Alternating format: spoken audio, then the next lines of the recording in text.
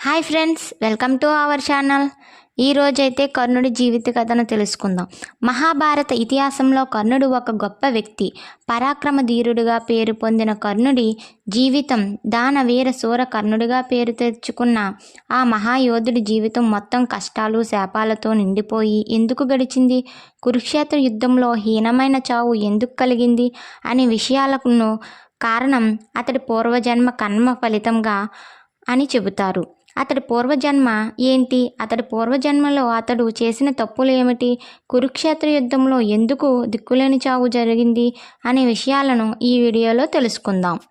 తన విలువిద్యతో అర్జునుడి సైతం భయపెట్టినవాడు, తన అస్త్రాలతో కృష్ణుడి సైతం బెదిరించినవాడు, నిలువెల్లా మంచితనం నిండిన చెడ్డవాడు అతనే సహజ కొండలదారి కర్ణుడు. కర్ణుడు పూర్వజన్మ గురించి శ్రీమద్ మహాభారతంలో వివరించబడింది. పూర్వం తపోద్భవుడు అనే అసురరాజు ఉండేవాడు. అతి బలవంతుడు, మహాపరాక్రమశాలి. అందువల్ల చాలా రాజ్యాలపై దండెత్తి వాటిని హస్తగతం చేసుకునేవాడు. అంతేకాకుండా ప్రజలను చాలా హింసించేవాడు.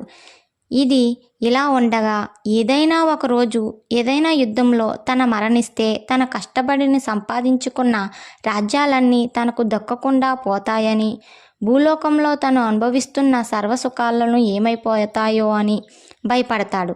దీని నుంచి బయటపడటానికి కొన్ని వేల సంవత్సరాలు సూర్యభగవానుడిని ఘోర తపస్సు చేస్తాడు. అతని తపస్సుకు మెచ్చిన సూర్యభగవానుడు ఒకరోజు ప్రత్యక్షమై ఏమి వరం కావాలో అని అడగగా తపోద్భవుడు సూర్యదేవుణ్ణి నమస్కరించి తనకు మరణం ఉండకూడదని అడుగుతాడు. దానికి సూర్యుడు అది సాధ్యం కాదని, అది కాకుండా ఏదైనా కోరుకోమని చెబుతాడు. దానికి తపోద్భవుడు బాగా ఆలోచించి ఇలా అంటాడు, స్వామి, నాకు 1000 కవచాలను ప్రసాదించండి.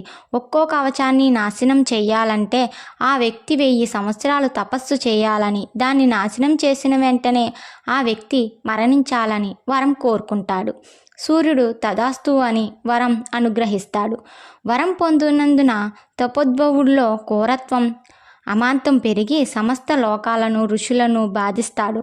1000 కవచాలను కలిగిన వాడు కాబట్టి సహస్ర కవచుడు అని పేరు వచ్చింది.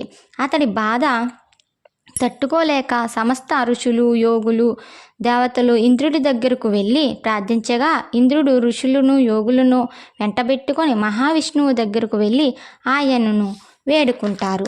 దాంతో శ్రీ మహావిష్ణువు తన అంశలో నరనారాయణులు అనే 2 సోదరులు భూమియందు జన్మించి తపోద్భవుణ్ణి వధిస్తారు అని చెబుతాడు.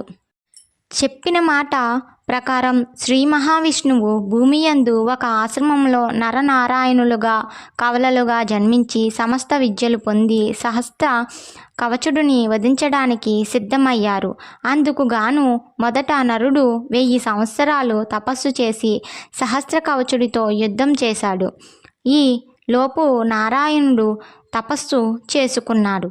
యుద్ధం చేస్తున్న నరుడు సహస్ర కవచుడి యొక్క ఒక కవచాన్ని విరచగా అతడు చనిపోయాడు. అప్పుడు తపస్సు ముగించుకున్న నారాయణుడు తన తపోబలంతో నరుడిని బ్రతికించి నారాయణుడు యుద్ధానికి వెళ్తాడు. బ్రతికిన నరుడు బద్రీనాథులో మళ్ళీ తపస్సు చేయడానికి వెళ్ళాడు. ఈ విధంగా నరనారాయణులు ఇద్దరూ ఒక వ్యూహం ప్రకారం సహస్రకవచుడి యొక్క 999 కవచాలను నాశనం చేశారు. మరోసారి వీరితో యుద్ధం చేస్తే తనకు చావు తప్పదు అని భావించిన సహస్ర కవచుడు సూర్యుడిని శరణు కోరి వెళ్ళాడు. సూర్యుడు భగవానుడు అతని దీనస్థితి చూసి జాలిపడి తన వద్ద ఆశ్రమం ఇచ్చాడు. దాంతో 1000వసారి సహస్ర కవచుడితో యుద్ధం చేసి అతడి ఓడించే అవకాశం నరుడు కోల్పోవడంతో నారాయణుడు తన తపోబలంతో సహస్ర కవచుడి అంశ సూర్యభగవానుడిలో ఐక్యం అవుతుందని, మరో జన్మలో అతడు సూర్యుడి అంశతో జన్మించి ఒక మహా సంగ్రామంలో నరుడి చేతిలో సంహరించబడతాడని శపిస్తాడు. ఆ తరువాత మహాభారత కాలంలో కన్యగా ఉన్న కుంతీదేవికి దుర్వాస మహర్షి ఇచ్చిన వరాన్ని పరీక్షించడానికి సూర్యభగవాన్ని ప్రసన్నం చేసుకుని ఆయన అంశతో ఒక పుత్రుడు కావాలని కోరడంతో దానికి సూర్యభగవానుడు పూర్వం తనలో ఐక్యం అయిన సహస్ర కవచుడిని కుంతీదేవికి పుత్రుడిగా ఇచ్చాడు. సహజ సహకుండలాలతో కర్ణుడిగా కుంతీదేవికి పుత్రుడిగా జన్మించాడు. కర్ణుడిగా జన్మించిన తపోద్భవుడిని సంహరించడానికి నరనారాయణులు కృష్ణార్జునులుగా జన్మిస్తారు.